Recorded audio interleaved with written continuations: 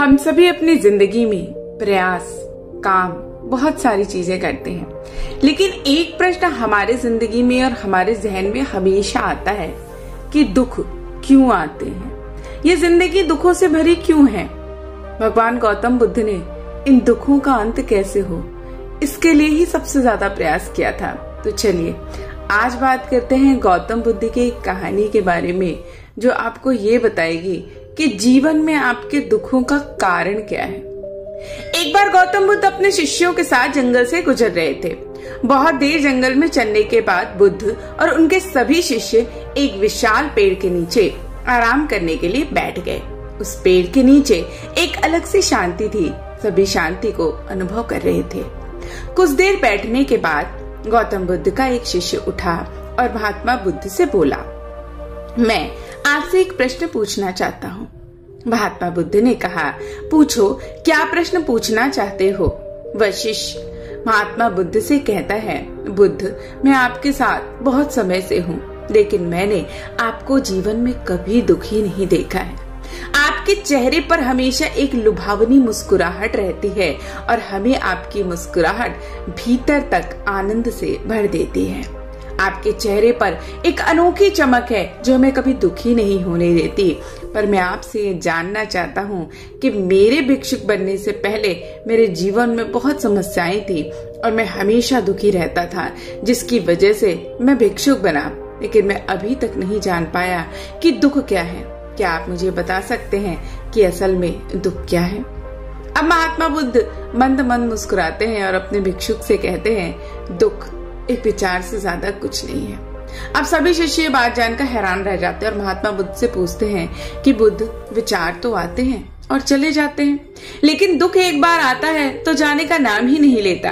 तो महात्मा बुद्ध कहते हैं कि चलो मैं तुमको एक छोटी सी कहानी समझाता हूँ, जिससे तुमको ये बात समझ में आ जाएगी कि आखिर दुख क्या है और हमारी जिंदगी में दुख क्यों आता है। बुद्ध कहना शुरू करते हैं कि एक शहर में एक धनवान व्यक्ति रहता था। उसका एक वफादार और ईमानदार नौकर था। वह सेठ अपने नौकर पर बड़ा विश्वास करता था। वह सेठ कभी भी अपने नौकर को किसी भी बात पर कभी भी डांटता नहीं था। वो उससे बहुत ज्यादा प्रेम करता था। एक दिन की बात है कि एक बार उस सेठ को किसी काम के लिए दूसरे शहर में जाना पड़ता है। कुछ दिनों के बाद जब सेठ वापस लौटा तो अपने साथ एक कीमती सामान लेकर आया था और उसने इस कीमती सामान को अपने कमरे में सजाकर रख दिया था और अपने प्यारे नौकर से कहा कि मैं तुम्हें खास तौर पर इस सामान का ध्यान रखने की हिदायत देता हूँ, लेकिन ध्यान रखना कि ये सामान बहुत कीमती है और किसी भी तरह से ये सामान टूटे नहीं, क्योंकि ये सामान मुझे बहुत प्यारा है।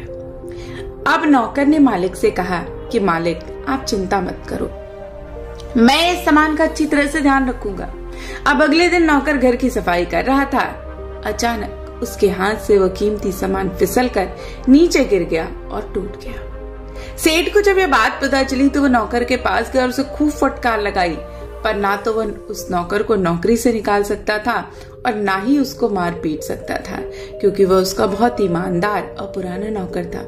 इसलिए सेठ ने नौकर को डांट फटकार कर छोड़ दिया। लेकिन सेठ अपने कीमती सामान के बारे में सोच सोचकर बहुत दुखी हो गया। रात होते ही सेठ अपने कमरे में सोने के लिए लेट गया, लेकिन बेचैनी के कारण सेठ को नींद नहीं आ रही थी। सेठ बेचैनी की वजह से कमरे से बाहर निकल आया। बाहर आकर सेठ ने देखा कि उसका नौकर बड़े मरीचे से खर्राटे लेकर सो रहा था और सेठ यह देखकर गुस्से से आग बबूला हो गया। सेठ सोचता है कि इसने मेरी इतनी कीमती चीज तोड़ दी है और इसे बिल्कुल भी इसकी चिंता नहीं है। मुझे यहाँ नींद भी नहीं आ रही और ये मजे से सो रहा है। ये सोचता सोचता सेठ अपने कमरे में वापस आकर लेट गया।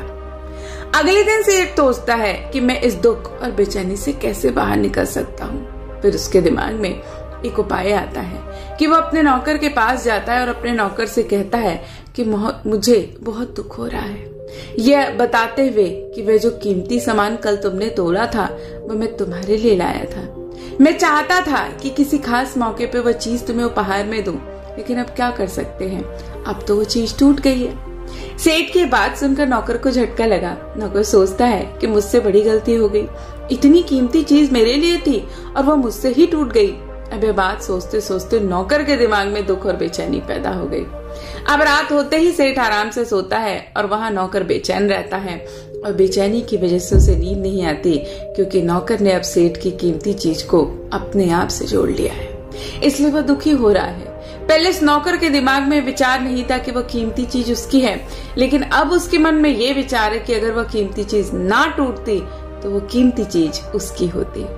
महात्मा बुद्ध कहते हैं कि दुख केवल एक विचार है। यह विचार कैसे पैदा होता है? जब तक हम किसी चीज को अपने साथ जोड़ लेते हैं। बस जिस दिन जोड़ते हैं उसी वक्त से दुख और सुख जैसी भावनाएं जुड़ जाती हैं। हम जिस भी वस्तु को अपने साथ जोड़ लेते हैं वह वस्तु हमारे दुख का कारण बन जाती है। लेकिन असलियत यह है कि कोई भी वस्तु हमसे जुड़ नहीं सकती। हर चीज आपके पास है, लेकिन सिर्फ कुछ समय के लिए।